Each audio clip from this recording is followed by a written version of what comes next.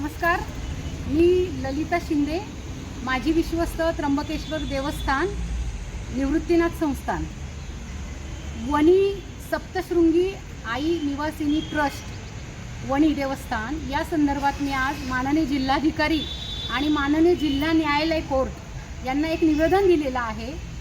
या निवेदनाच्या माध्यमातून मी एक गोष्ट प्रकर्षाने इथे अधोरेखित करत आहे की वणी देवस्थान ट्रस्टवरती ज्या वेळेस प्रक्रिया चालू होते विश्वस्त पदाची त्या वेळेस कोर्ट कॅम्पसमधले वकीलच तिथे प्रतिनिधी म्हणून निवड करतात। तर हे जिल्हा त्यांचं जे हे आहे मर्यादा ती जिल्हा पूर्ण नाशिक जिल्हा आहे, तर परत तिथे वकील प्रतिनिधी का नेमतात असा प्रश्न मी माननीय जिल्हा न्यायालयाला आज केलेला आहे। आणि कुठल्याही प्रकारे जिल्हा वकील तिथे प्रतिनिधी नेमले गेले नाही पाहिजेत वणी देवस्थानवर, कारण जे कोणी वणी देवस्थान देवीचे भक्त आहेत, जे कोणी तिथे प्रामाणिकपणे काम करू इच्छितात त्यांना खरं संधी दिली गेली पाहिजे।